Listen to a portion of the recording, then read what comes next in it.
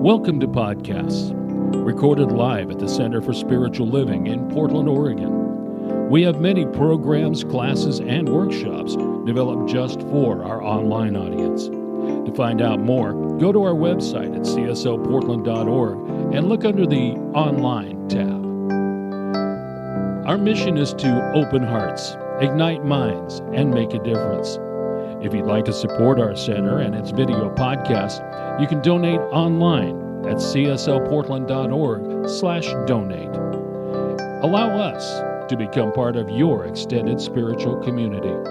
Wherever you are on your spiritual journey, you are most welcome at the Center for Spiritual Living.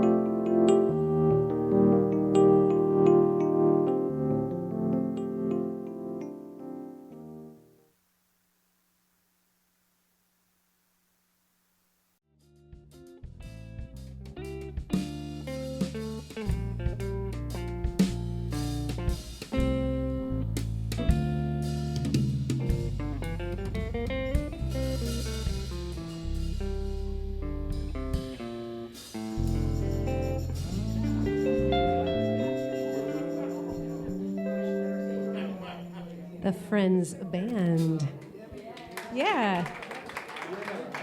Good morning. On this beautiful, beautiful morning. Shall we start this service with some singing and say, oh, come on now. Who said that? All right. Stand if you are able and if you'd like to. And let's open this up with Om Shanti.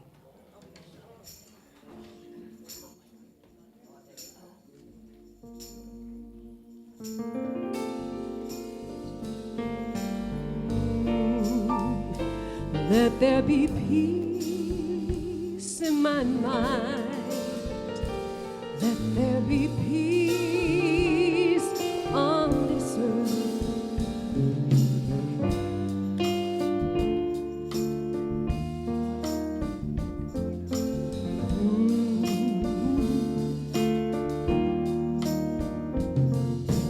Om Shanti, Om Shanti, Om Shanti, Shanti, Om. Om Shanti, Om Shanti, Om Shanti, Shanti, Om. Om Shanti, Om Shanti, Om Shanti, Shanti, Om. Om Shanti, Om Shanti, Om Shanti, Shanti, Om.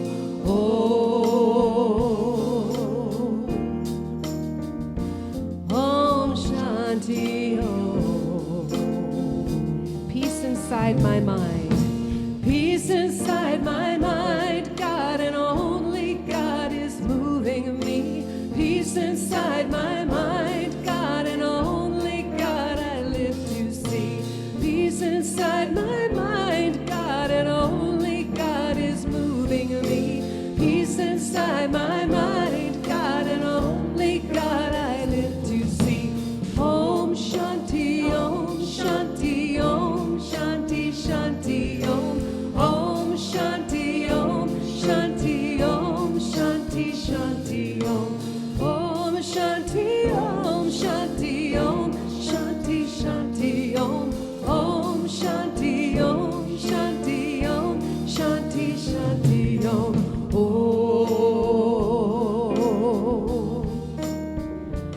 Om Shanti, Om.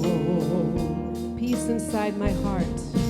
Peace inside my heart. God and only God is moving me. Peace inside my heart. God and only God I live to see. Peace inside my heart. God and only God is moving me. Peace inside my heart. God and only God I live to see. Om Shanti, Om Shanti, Om Shanti, Shanti, Om. Om Shanti, Om Shanti, Om Shanti, Shanti, Om. Om Shanti, Om Shanti, Om Shanti, Shanti, Om. Om Shanti, Om Shanti, Om Shanti, Shanti, Om.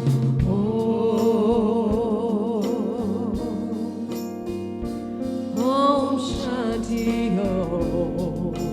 Peace inside the earth.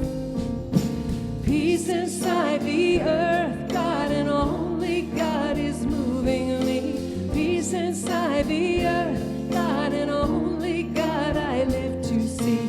Peace inside the earth, God and only God is moving me.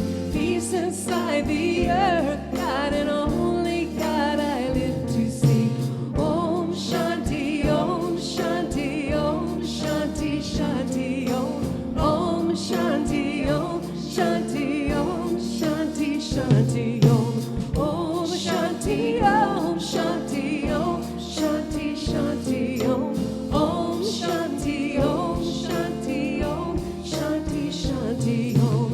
Om Shanti, Om. Om Shanti, Om.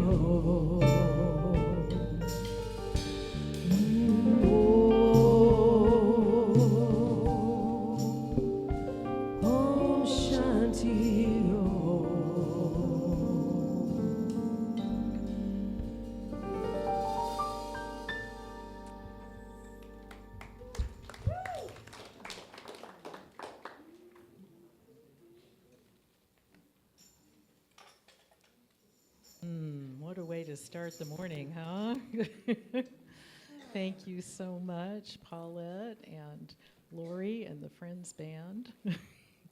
So, welcome to the Portland Center for Spiritual Living. We're a community that teaches and practices spiritual principles to uplift and transform our lives and to make the world a better place. Wherever you are on your spiritual journey, you're welcome here. My name is Sandy Liebold. My pronouns are she and her, and I serve as a licensed spiritual practitioner here. It's my honor to welcome you this morning. A special welcome to anyone who may be here with us for the first time. If you want to just raise your hand, we won't embarrass you in any other way, but we'll say good morning and greet you. Anyone here for the first time? Okay, well, we all know each other then. And and people who are here for the first time who may be seeing us on Facebook Live, you can also put a little message in the chat, and you'll be greeted there. Welcome. If you are here in person, then you should have received a welcome packet. They're available on the table when you first come in. And there you can find out all about who we are, what we stand for, and how we might serve you. And that same information is available for anyone at any time on our website, cslportland.org, under the About Us menu tab. On our website, you can also sign up for weekly emails that detail our events, register for classes, and even get a free gift on your birthday. Just a reminder at this time to silence your cell phones or other devices if you haven't already done so as we go into today's announcements. And I think we have an announcement that there are some folks in the back of the room who want to come up and make an announcement, so come on up. Yeah? Jaden, Soleil, anyone else? You will recognize that these are people from our teen program, and they're here to remind us about a very special thing today. Hey guys. Hey. Feels like it's been a while since I've been up here. First off, we want to thank y'all so much for sending us to camp this past winter and summer. We had a great experience.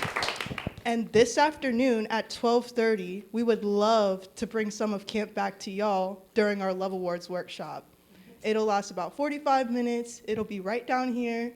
And trust me, the love will be spread. So hope to see y'all there. All right. So there is a sign-up sheet in the back of the room. I saw there were at least 13 or 14 people already signed up, so more the merrier. Just come, as Ben says. And speaking of sharing love, do you feel called to serve your spiritual community through sacred service? Do you have talents and time that you can contribute to our center?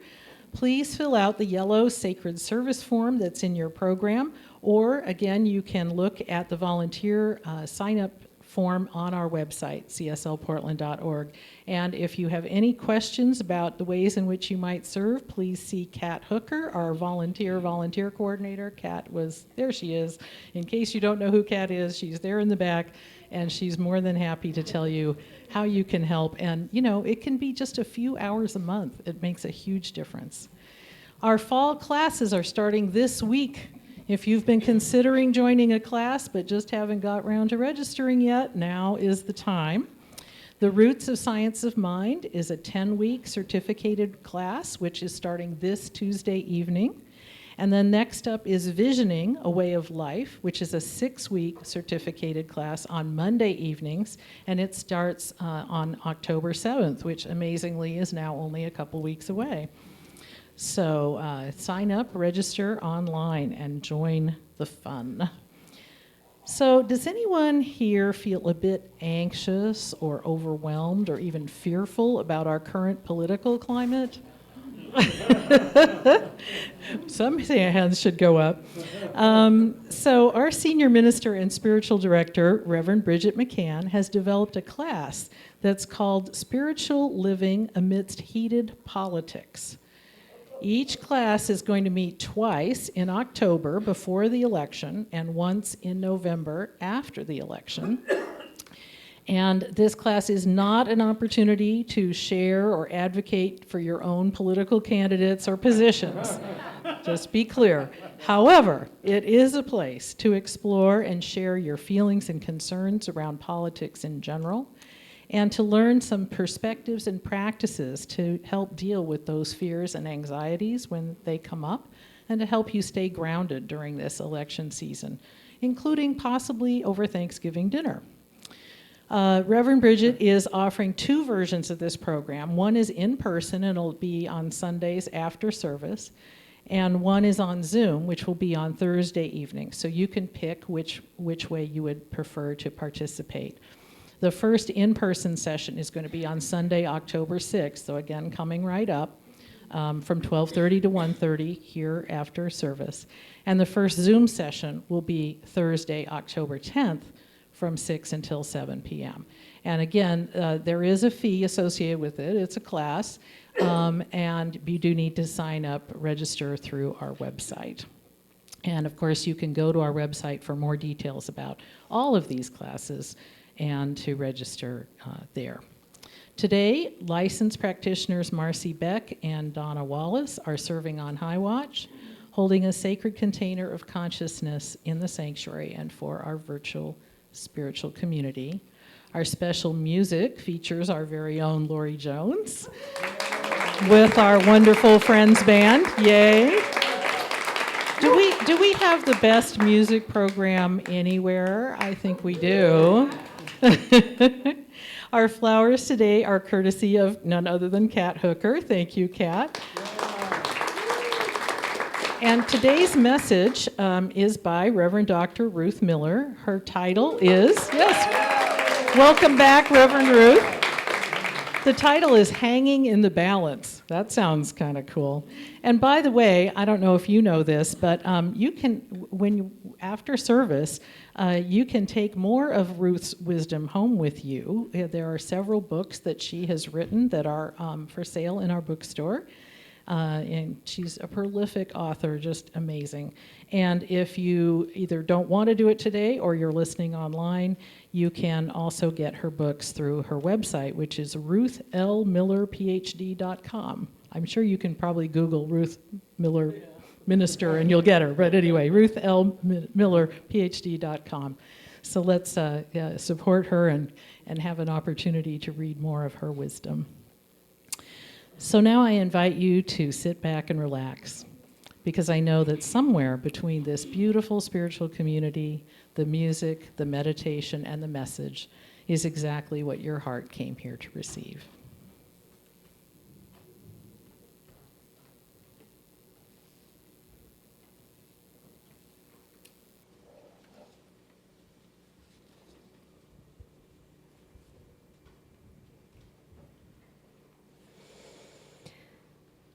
So I just invite you to breathe into this moment. Breathe into this sacred space. this loving community. And allow the music to wash over through you. And I invite you to sing if you are so inspired. It is not I, but the Spirit within who does these things I see before me. It is not I, but the Spirit within who does these things I see before me. It is not I, but the Spirit within.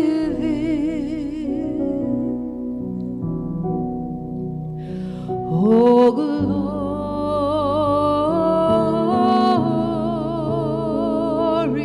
to God.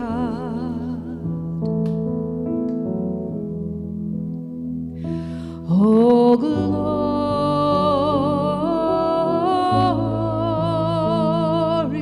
to God. It is not I,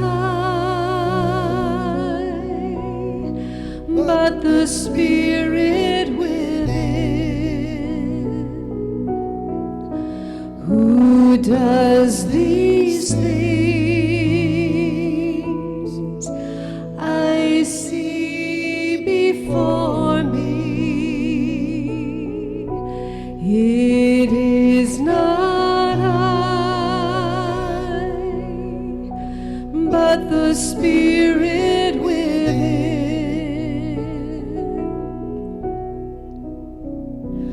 Oh, glory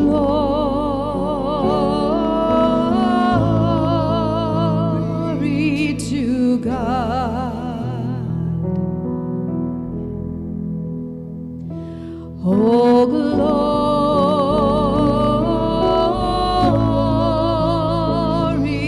to God. It is not I, but the Spirit within who does these things I see before me. It is not I, but the Spirit within.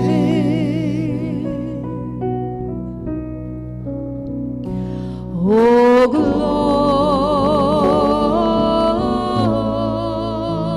glory to God. Oh,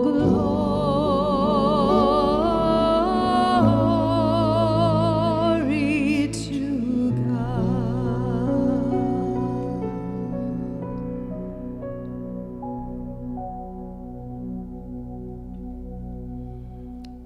How good it is in this moment to know that Spirit, God, divine intelligence, universal Spirit, universal mind is right here. It is right here. It is working in and through and as each and everything that is occurring on this planet. And it's working through each and every one of us. Spirit, God, it is the one thing happening. And I know that I am one with it. And I know that each of us in this room, each of us hearing this voice, each of us on the planet is also one with this love, this wisdom, this universal intelligence, this divine creative energy. We are one with it, and it is one with us. And so what I know and claim today is that as I lean into this knowledge, into this feeling, into this knowing, that this is, in fact, how the world works, that I experience a sense of peace. I experience a sense of balance, of equilibrium. I am in harmony with the divine guidance that I open myself up to. And each of us can and does do that in each and every moment. We have the opportunity, regardless of what circumstances appear before us, to look within, to listen within, and to know that there is only Spirit working its way in and through and as us. And so I'm so grateful for this knowledge. I'm so grateful for this knowing. I'm so grateful for my faith in this truth, that I now rest knowing that this prayer is already being answered by that divine intelligence, by that Spirit that is doing everything. And so together we say, and so it is. And now I invite you to just stay in this moment of peace, just to contemplate that balance, that peace, and that guidance that is always there for us in silent meditation.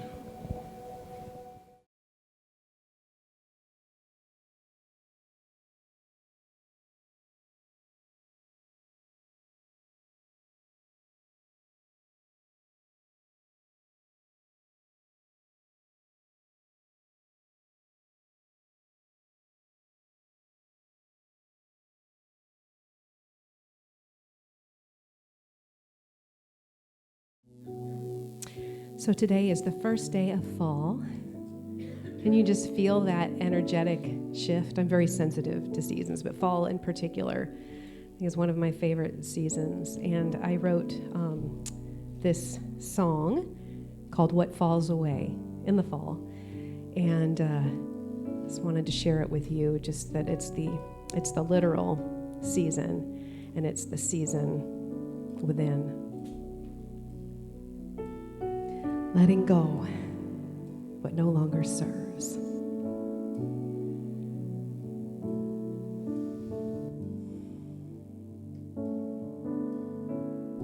So many years, so many seasons, following many a muse, every venture coming and as I'm pulled toward deeper truth. The hurting, the crying, the stumbling and trying, all part of a greater good. And what falls away brings me closer to what I'm meant to be. What falls away is lifting me higher, up where I can see. With a kiss goodbye, I let go of all the tattered pieces, and what falls away reveals the essence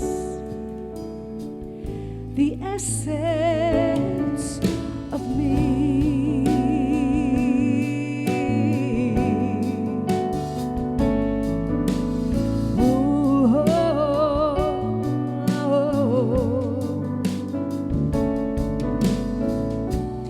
Every step now, every decision is rooted by Spirit in me. Embracing this path now, ever more fully, drawing to it what I need. What falls away brings me closer to what I'm meant to be. What falls away is lifting me high, up where I can see. With a kiss goodbye, I let go of all those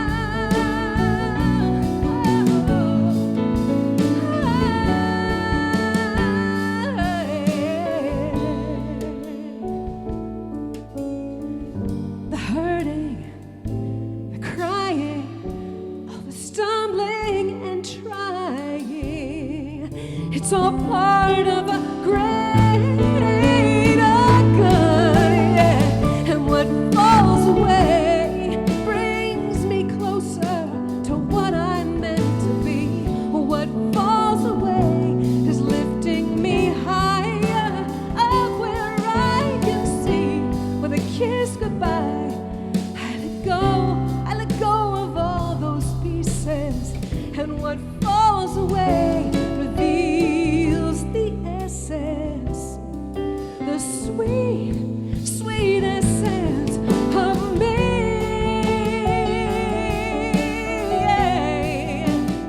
The essence of me. Let the rest fall away to the essence.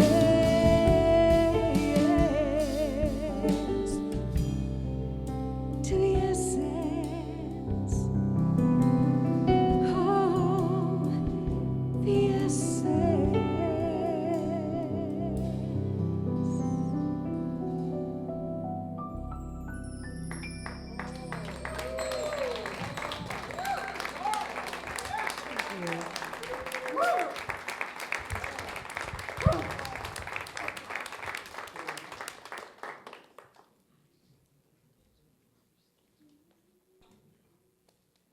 Wow. Well, the essence of Lauri is pretty fantastic.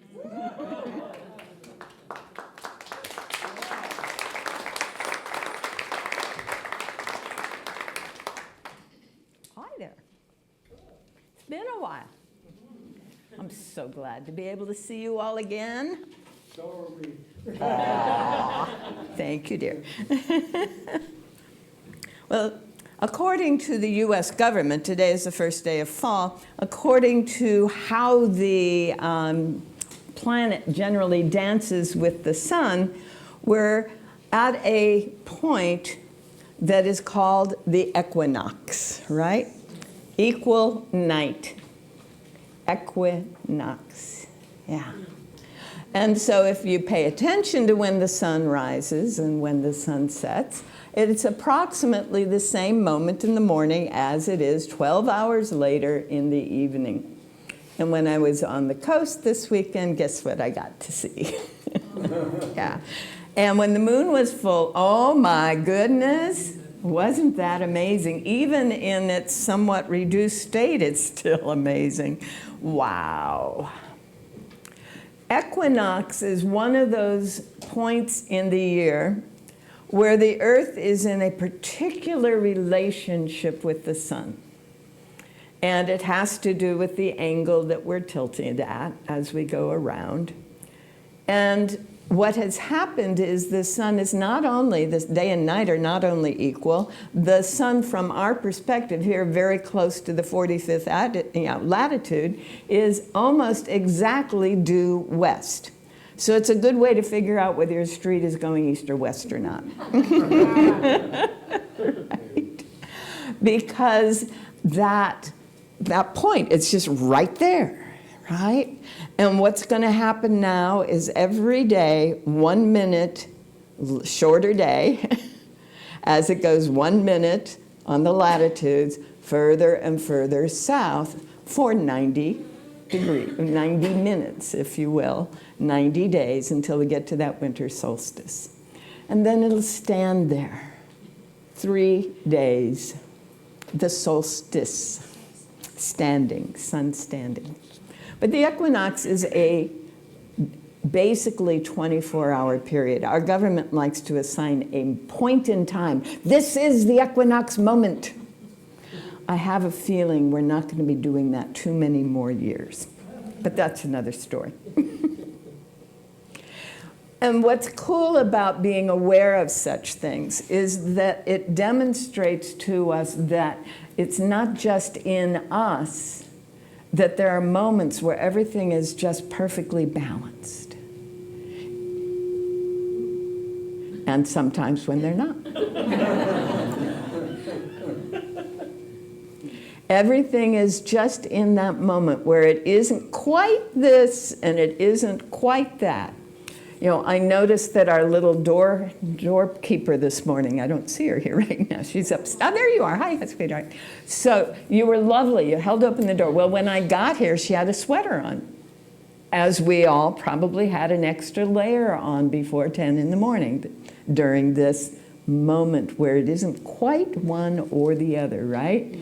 And then by the middle of the day, well, it didn't even take half an hour before that sweater came off when the sun came shining in, right? So it isn't, each day even, isn't quite summer, isn't quite fall. It's something like that, right? As I'm driving across the Coast Range, some of the trees are beginning to drop their leaves, but still there's summer fruits and blossoms, right? What is this? We're in what is called a liminal state. It is neither that nor that. It's not summer, it's not fall, it's not, I don't know, it's not that the minister full-time that we installed is here. We know we have one. Yeah. Yes. So this is a liminal state. This is a state where it isn't quite what we thought it was going to be, and it isn't quite what it's going to be, right? It isn't what it was, and it isn't going to be, isn't what it's going to be.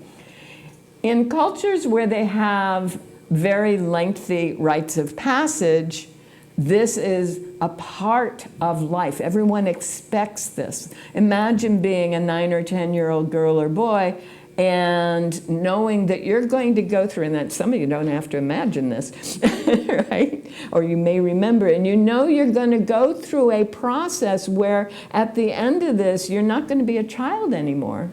At the end of this process, you are going to be an adult in the community. In the Jewish community, that usually shows up as bar mitzvah or bat mitzvah, right?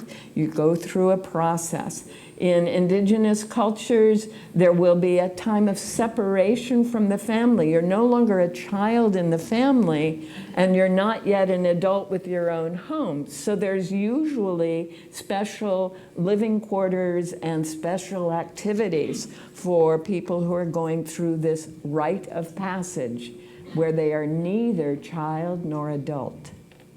Now, what happens during that time, as anyone who practices new thought is aware, you have to let go, as she was saying, of old thoughts, old beliefs, old assumptions, things that no longer serve us. Oh, that. What am I going to replace them with? I'm not entirely sure, because I can't know what it's going to be until I let go of what it's been, right? So there is this state. This is the liminal state between what was and what is unfolding. Fortunately, more often than not, especially in the New Thought tradition, what emerges is more of the essence of who we are. Right? And in indigenous cultures, what emerges is who we have defined ourselves to be in the adult community. The age varies in different cultures because the quantity of things one has to know how to do varies. In our culture, we don't allow for much of that, except for those years we call high school, where you're not yet a kid. You got to follow all those adult rules. You're still in that range, but you're not yet adult because, well, you're just not ready yet. That's hard. That is really hard. And it lasts, for some people, a lifetime.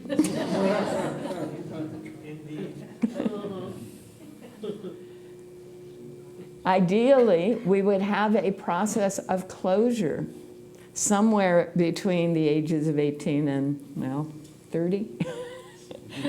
Somewhere in there where we would say, all right, yeah, you can drink, yeah, you can drive, yeah, you can vote, but now you are on your own. We know you have all the skills, and we know that you can create an environment for other people. Our culture doesn't do that very well. The closest thing we have to that is called the wedding. That is our rite of passage into adulthood for most people. And when I was going through high school, about a third of my class had that right after graduation. When I was going through college, about half my class had that after graduation. The commencement wasn't their adulthood experience.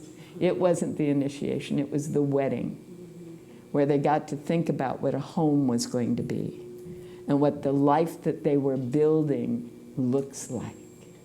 And that's really what we're talking about in liminal states.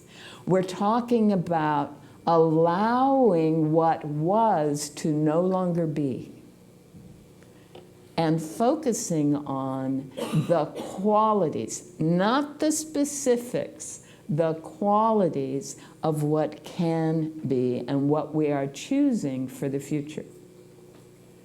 Sometimes when we're in a situation where we've been going on and we're doing the same thing over and over again, maybe we've had a job or we've been part of a household and a family where we've had a very clear role. And we've done this for years and years, and we're getting pretty stale because it's become routine. And there isn't a whole lot of energy in what we are doing anymore.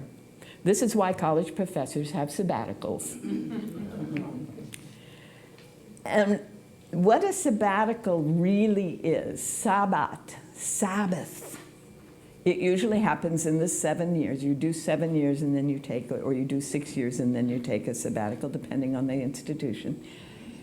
And on this Sabbath, you get to stop. No more routine, at least not the same one. And you get to reflect and maybe try something new and different. Maybe go someplace new and different. Now, some college professors get a research grant and it covers their costs, and they go off and they do an archaeological dig. That's what my uncle used to do. Or they go off and they connect with some museum or some library somewhere, and they get to go deep into the archives and dig up this material that they've been curious about for a long time and never had time to really get into. And that's fun, I gotta tell you. And that's what a lot of ministers end up doing on their sabbatical, is go off and do those things. And some set up opportunities to write their books. Yep. Well, what we're doing is saying, not the same old, something new is trying to be born in me. The new thought is trying to emerge. I am going to release that which no longer serves me, this routine that I got into, allow this essence of who I am to be expressed in a new and different way. And that's the liminal state. Now, what's weird about the liminal state and the weird about the human mind is when we start to let go of what we have, what do we want to do? I'm letting it go. Oh, can I let it go? No, I think, I guess I have to, don't I? Yeah. So often these liminal states involve a fair amount of anxiety and concern because we go into that state, which is part of what's going on in the political situation, by the way, and that's all I'm saying. That anxiety over what I thought life was and what I'm afraid might possibly happen is part of the liminal state. And because there is anxiety and often intense emotions in that state, when people go through it together, they tend to bond in a cohort. Now, I think we have a few military veterans in the room who have been through some pretty intense liminal states. For the guys that went through World War II, I knew a bunch of them, and in their 80s and 90s still, 70s, 80s, and 90s, those hours in the trenches, and a lot of Vietnam vets, those hours in the trenches were the ultimate liminal state. It's like Schrodinger's cat. You're neither dead or alive, and if anyone looks, you don't know yet, right? And you go through that with someone, and there is a bonding that happens that never ends. It is so intense. Now, Scott Peck, the psychiatrist, understood that bond. He knew that when people go through this intense kind of, I have no idea whether I'm alive or dead, or whether what's going to emerge is going to be okay. When they've gone through that together, they form what a guy named Victor Turner called communitas, or communitas in English. And a communitas is that state of deep connection where you know no matter what, you are connected because you have been through the worst. And in a lot of indigenous cultures, the kids that are going through their initiation process are going to have a fair amount of pain in the process. Tattooing without anesthetic, right? Any number of things like that, carving on their teeth. All kinds of things go on in various initiatory processes. And so the kids bond in that communitas. So you now have a cohort that are entering adulthood that are so deeply bonded that, of course, the community must come together and stay together. That is part of what those extended rites of passage do. And we don't have that. The closest thing that we used to have for kids that were not actually going into the war zone was what we called boot camp. It's not like that anymore, but it was for a while. And the work that I do in organizations, we use Scott Peck's method to get people to communitas by allowing them to get into chaos, and in fact encouraging them, so that they feel that mutual anxiety and they feel the mutual relief of, oh, we got through that together.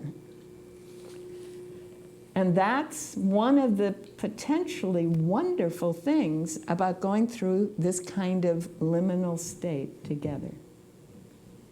Communitas, that deep bonding where you know, no matter what happens, you're going to get through this and you're together. Yeah. I think the Friends Band knows this one. A few decades now. Yeah, just a few. Right? You've been through the worst, you know you can make it through the rest. So there's that moment before the community happens that is absolutely empty. Scott Peck called it the emptiness. Where do we go next? That balance point. At the solstice, it's, is the sun ever coming back? At the equinoxes, oh, wow, the days are getting shorter and the trees are losing their leaves. Is it going to be okay? I don't know. But at the point of balance, at that emptiness that is the equinox, that's what Deepak Chopra calls the gap. That's what Joe Dispenza calls the field of nothing, no one, and nowhere. In that place is where we make the choice to be community, to be the qualities that are the essence of us, or to fall back and be a kid again. Shucks, that doesn't happen, I'm sorry. Unless you're in Okinawa and you turn 93, then you're allowed to be a kid again. But so how do we do that? How do we find that place where we know what we're choosing when we're in that point of, well, whatever it was, it can't happen anymore. And I got no idea what it's going to be, and I'm hanging in the balance. Well, coming to a place like this is useful, huh? Yeah, surrounding ourselves with people who have the qualities, or are at least seeking the qualities, that somehow draw us, because those qualities are the essence of us. Our soul self, our spirit self is always inviting us, hey, this is who you really are. You want to be it? I'm here. I'm happy to be. Through you, as you, with all the power of infinite source, infinite mind, here and now. And meanwhile, the ego is going, oh no, don't go there. Don't go there. That's unfamiliar territory. Don't go there. And Spirit's saying, really, I'll give you rest. My yoke is light. My burden is light. So, when we're hanging in the balance, there's any number of guidelines you can use, but going where the light feels like it is a very good guideline, right? And one of the ways that I've shared with you before that you can know that is my 3 E's.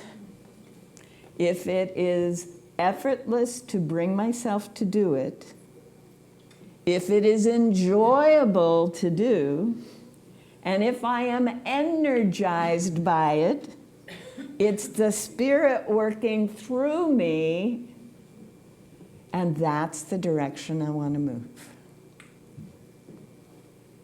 I'm energized by doing and being that. Yes. It doesn't take any effort to make myself be it or do it, because it is who I am. And wow, is it fun. That's the direction we want to move. Now, there's any number of ways to get in touch with that. The easiest way is just sense. Does that feel like it really is enjoyable and energizing? But sometimes that default structure in the brain that we call the ego gets so busy telling us what things ought to be or should be or have been and how we dare not go anywhere else that we need to do some other things as well, right? And one of the most useful things is to journal, to look at what encourages me to feel really wonderful and what I haven't felt really good about. And going through my journal of the past helps me to do that. Ooh, I don't think I want to go back to when that happened. Ooh, yeah, that was really good. I think I'm going to go in that direction, right?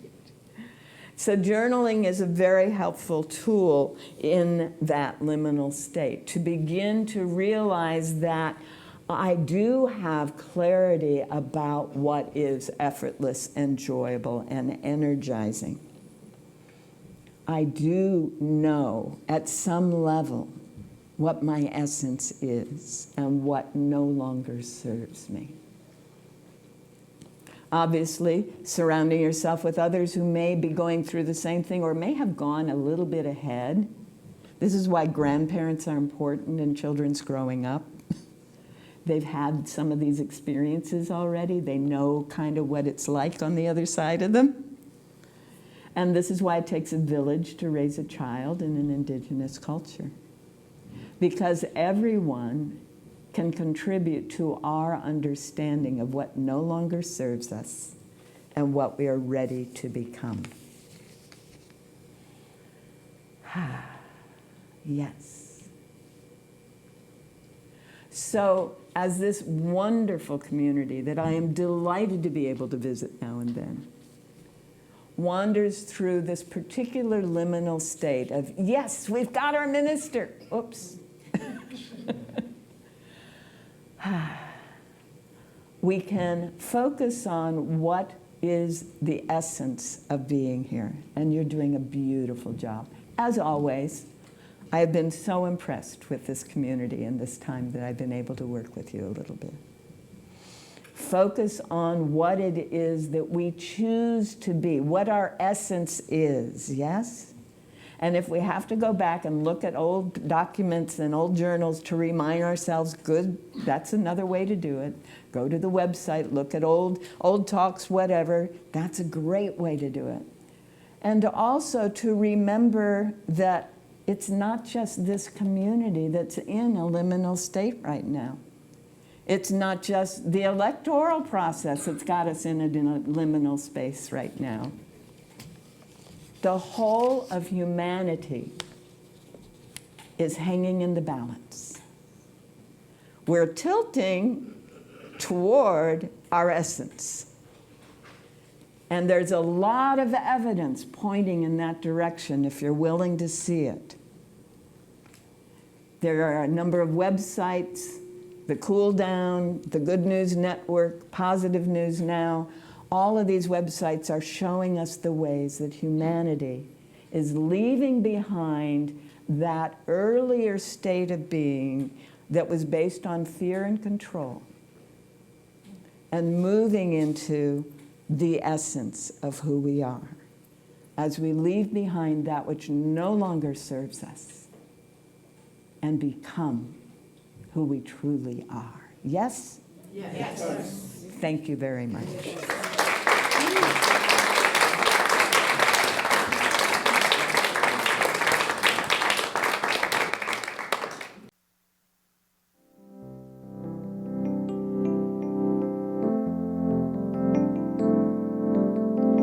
We hope you enjoyed today's podcast. If you happen to be in the Portland, Oregon area, we'd love to have you visit in person. The Portland Center for Spiritual Living is located at 6211 Northeast Martin Luther King Jr. Boulevard. Our inspirational service is at 11 a.m. every Sunday. We also have many programs, classes, and workshops developed just for our online audience. To find out more, go to our website at cslportland.org and look under the Online tab. We have a variety of content dedicated specifically for our podcast listeners. Our mission is to open hearts, ignite minds, and make a difference. If you'd like to support our center and its podcasts, you can donate online at cslportland.org/donate. Our website is also the place to learn more about what's going on at the center or to contact us. Allow us to become part of your extended spiritual community. Wherever you are in your spiritual journey, you are most welcome at the Center for Spiritual Living.